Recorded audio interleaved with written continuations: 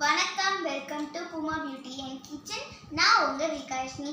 இன்றைக்கி என்ன பார்க்க போகிறோன்னு பார்த்தீங்கன்னா, ரொம்பவே டேஸ்டியான கிறிஸ்பியான எக் பப்ஸ் தான் பார்க்க போகிறோம். இதை நீங்கள் பேக்கரியில் செஞ்சு வாங்குறத விட வீட்டில் செஞ்சது கொஞ்சம் ஹெல்த்தியாக இருக்கும். அதுக்காக தான் நம்ம செய்கிறது. இது ரொம்பவே ஈஸியாக நம்ம செய்ய போகிறோம். வாங்க எப்படி செய்கிறதுன்னு பார்க்கலாம். 2 கப் மைதா மாவு எடுத்துக்கலாம். இதில் இந்த பவுலில் ஆட் பண்ணிக்கலாம். இன்னொரு கப் மைதா மாவு ஆட் பண்ணிக்கலாம். ஒரு 1/4 ஸ்பூன் சால்ட் ஆட் பண்ணிக்கலாம். ஒரு 1/4 ஸ்பூன் சுகர் ஆட் பண்ணிக்கலாம். அப்போ தான் நல்லா கொஞ்சம் கிறிஸ்பியாக வரும். ஸ்பூன் நெய் ஆட் பண்ணிக்கோங்க. நெய் இல்லைன்னா எண்ணெய் கூட நீங்கள் ஆட் பண்ணிக்கலாம். நான் கீ ஆட் பண்ணுறேன்.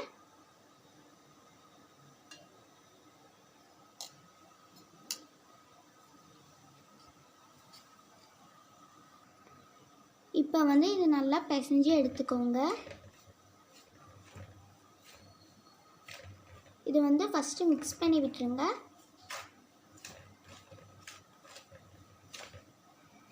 இப்போ கொஞ்சம் கொஞ்சமாக தண்ணி ஊற்றி சப்பாத்தி மாவு மாதிரி நல்லா பிணைஞ்சிக்கோங்க.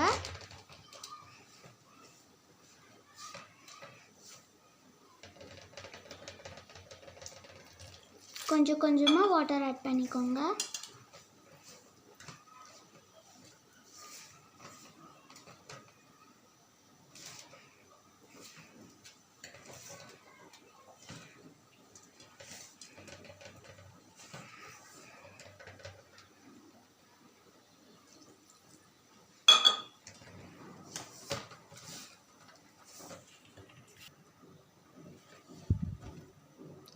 பாருங்க, ஓரளவுக்கு பிசைஞ்சு எடுத்தாச்சு.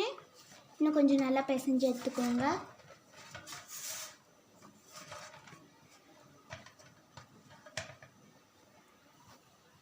கொஞ்சமாக கையில் எண்ணெய் தடவி இது ஃபுல்லாக ஸ்ப்ரெட் பண்ணி விட்டுருங்க.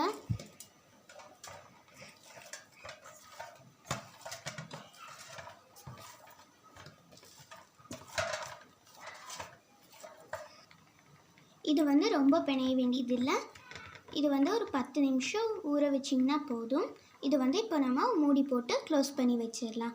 ஒரு 5-10 மினிட்ஸு நல்லா ஊறட்டும். இப்போ நம்ம பப்ஸுக்கான ஸ்டஃபிங் ரெடி பண்ண போகலாம். ஃபஸ்ட்டு ஸ்டவ் ஆன் பண்ணி கடாய் எடுத்து வச்சுக்கோங்க. கடாய் காஞ்சக்கப்புறமா ஒரு 2 ஸ்பூன் ஆயில் விட்டுக்கோங்க. இப்போ கடாய் காஞ்சிச்சு. நம்ம ஒரு 2 ஸ்பூன் ஆயில் விட்டுக்கலாம்.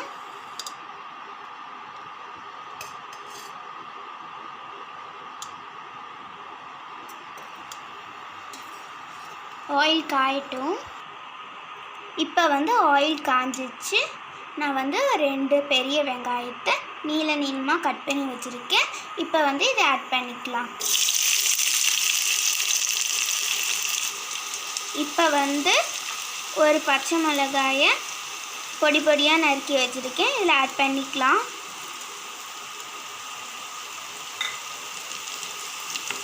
இது நல்லா வதக்கி விடுங்க.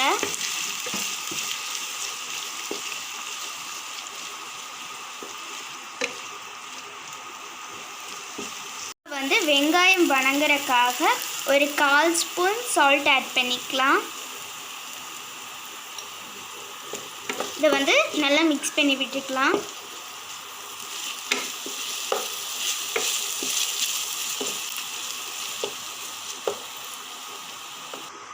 இப்போ ஒரு ஸ்பூன் இஞ்சி பூண்டு பேஸ்ட் ஆட் பண்ணிக்கலாம்.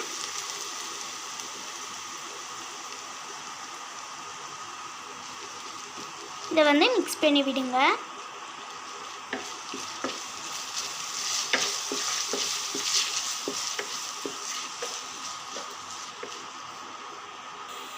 இப்போ வெங்காயம் வதங்கிடுச்சு.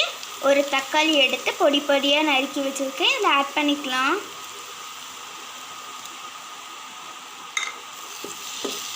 இது நல்லா பச்சை வாசனை போகிற வரையும் நல்லா மிக்ஸ் பண்ணி விடுங்க. தக்காளி வெங்காயம் எல்லாம் வதங்கிடுச்சு. நல்லா வதங்கிடுச்சு. இப்போ வந்து நம்ம மசாலா மல்லித்தூள் 1/2 ஸ்பூன், அப்புறம் சில்லி பவுடர் 1/2 ஸ்பூன் ஆட் பண்ணிக்கலாம்.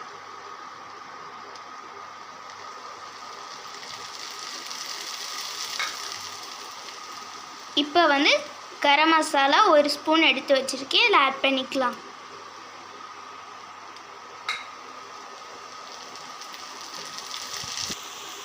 இப்போ வந்து 1/4 ஸ்பூன் மஞ்சள் தூள் ஆட் பண்ணிக்கலாம்.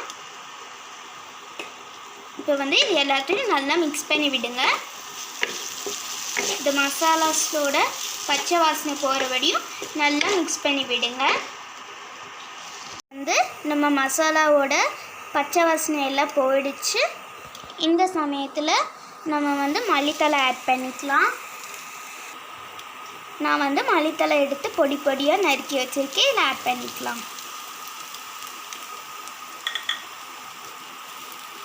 இதை வந்து ஒரு கலரி விட்டுட்டு இப்போ நம்ம ஸ்டவ் ஆஃப் பண்ணிக்கலாம்.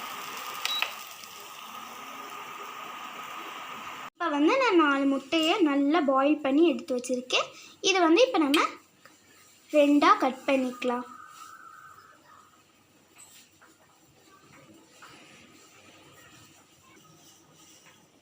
இந்த மாதிரி எல்லாத்தையும் கட் பண்ணி எடுத்து வச்சுக்கோங்க.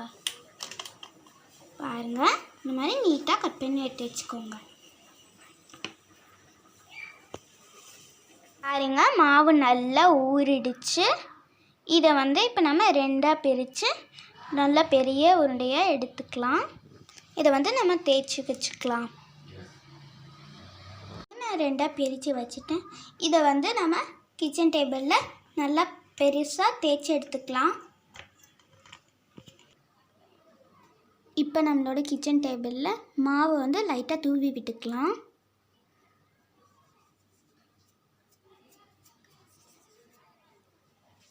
இப்போ வந்து நம்ம பெருசாக எடுத்து வச்சுருக்க 2ஆக பிரித்து வச்சுருக்க மாவை இதில் வச்சு நல்லா தேய்ச்சி எடுத்துக்கலாம்.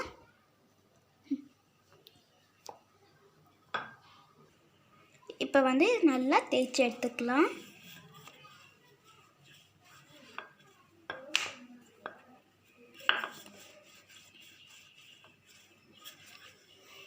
இப்போ வந்து மேலே லைட்டாக ஆயில் தடவிங்க.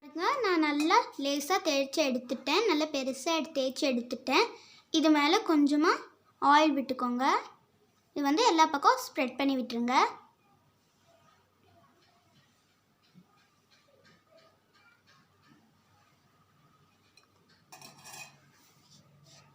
இது வந்து எல்லா பக்கம் ஸ்ப்ரெட் பண்ணி விட்டுருங்க.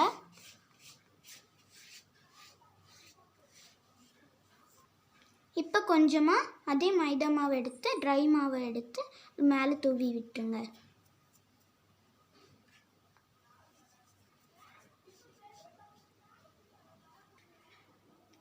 இப்போ எல்லா பக்கம் ஸ்ப்ரெட் பண்ணி விட்டுருங்க. இப்போ வந்து இந்த மாதிரி மடித்து விட்டுக்கோங்க.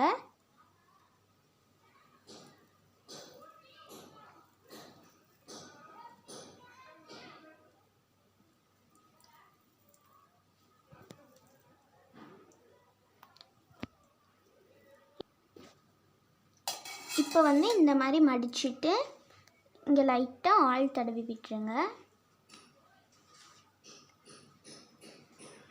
ஆயில் தடவிட்டு கொஞ்சமாக மாவு வந்து இந்த மாதிரி ஸ்ப்ரெட் பண்ணி விட்டுருங்க.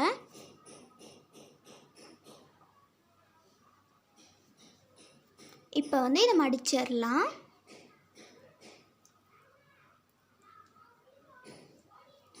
இந்த மாதிரி மடித்து எடுத்துக்கோங்க.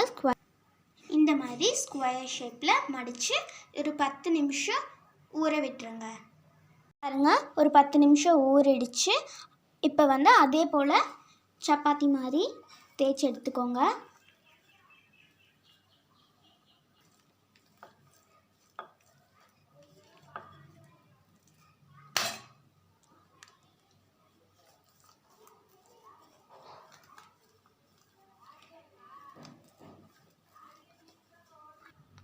இப்போ வந்து பாருங்கள், நான் தேய்ச்சி எடுத்துட்டேன்.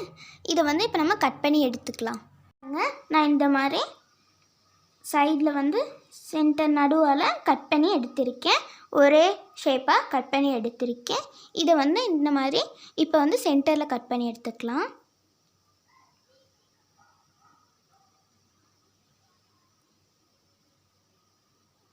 வந்து நம்ம ரெடி பண்ணி வச்சுருக்க ஸ்டஃபிங் எடுத்து இந்த ஷீட்டில் வச்சுக்கலாம்.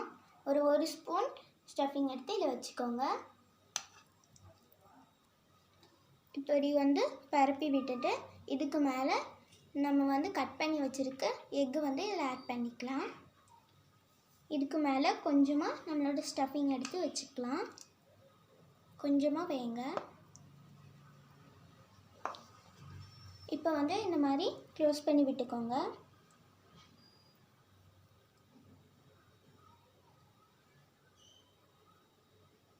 இந்த மாதிரி க்ளோஸ் பண்ணி விடுங்க.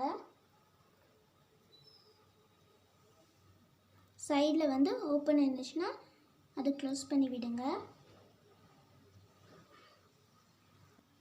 பாருங்கள், நான் இந்த மாதிரி க்ளோஸ் பண்ணி எடுத்து வச்சுருக்கேன். ஒரு பிளேட்டில் மாற்றி வச்சுருக்கேன். இதே போல் மீதி இருக்க ஷீட்லேயும் நம்மளோட ஸ்டஃபிங்கை உள்ளே வச்சு க்ளோஸ் பண்ணி எடுத்து வச்சுக்கலாம்.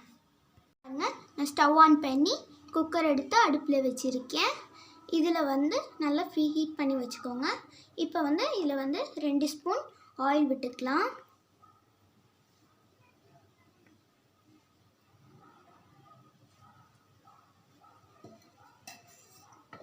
ஆயில் விட்டு இந்த மாதிரி எல்லா பக்கம் ஸ்ப்ரெட் பண்ணி விடுங்க.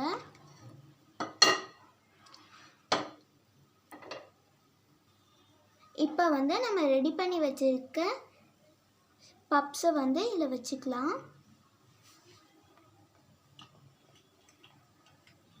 இந்த மாதிரி ஒவ்வொன்றா வச்சுக்கோங்க.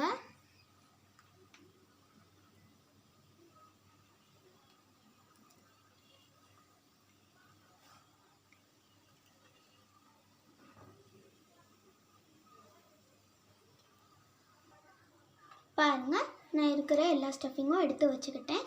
இப்போ வந்து நம்ம குக்கரை மூடி வச்சிடலாம். ஒரு 5 நிமிஷம் கழித்து நம்ம பார்த்துட்டு திருப்பி போட்டுக்கலாம்.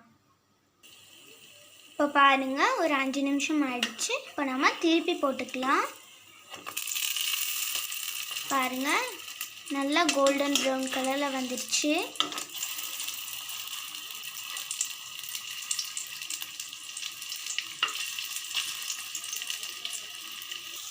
பாருங்கள், நான் எல்லாத்தையுமே திருப்பி வச்சுட்டேன். இப்போ வந்து நம்ம திருப்பியும் 5 நிமிஷம் மூடி வச்சுக்கலாம்.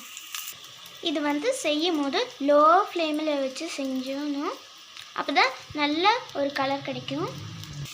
பாருங்கள், இந்த சைடும் வெந்துருச்சு. இப்போ வந்து நம்ம சைடெல்லாம் வேக வச்சு எடுத்துக்கலாம். இந்த மாதிரி சைட்லலாம் வேக வச்சு எடுத்துக்கோங்க.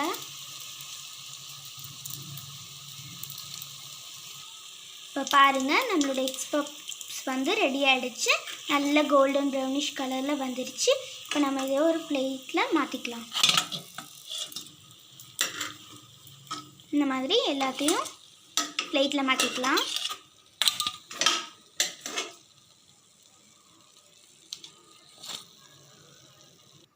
இப்போ வந்து நம்மளோட எக் பப்ஸ் வந்து ரெடி ஆகிடுச்சு. இப்போ நம்ம டேஸ்ட் பண்ணி பார்த்துட்டு எப்படி இருக்குன்னு சொல்கிறோம். நம்மளோட எக் பப்ஸ் வந்து ரெடி ஆகிடுச்சு. இப்போ வாங்க ஃப்ரெண்ட்ஸ், நம்ம டேஸ்ட் பண்ணி பார்க்கலாம்.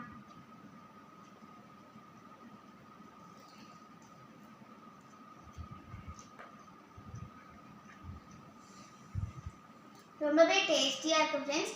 அப்படியே நம்ம பேக்கரியில் வாங்கி சாப்பிட்ற மாதிரியே இருக்குது ஃப்ரெண்ட்ஸ். ரொம்ப டேஸ்டியாக இருக்குது. இதை வந்து நீங்கள் பேக்கரியில் வாங்கி சாப்பிட்றத விட வீட்டில் செஞ்சு சாப்பிட்டீங்கன்னா உடம்புக்கு ரொம்ப நல்லது. இதே போல் உங்கள் வீட்லேயே செஞ்சு பாருங்கள். கிட்ஸுக்கெலாம் செஞ்சு கொடுங்க. இது வந்து நீங்கள் ஈவினிங் ஸ்நாக்ஸாக கூட சாப்பிட்லாம். இதே போல் உங்கள் வீட்லேயே செஞ்சு பாருங்கள். இந்த வீடியோ உங்களுக்கு பிடிச்சிருந்தா லைக் பண்ணுங்கள், ஷேர் பண்ணுங்கள், கமெண்ட் பண்ணுங்கள். மறக்காமல் சப்ஸ்கிரைப் பண்ணிக்கோங்க. பக்கத்தில் இருக்க பெல் ஐக்கானையும் கிளிக் பண்ணிக்கோங்க. பாய் பாய். உங்களை நெக்ஸ்ட் வீடியோவில் பார்க்குறேன்.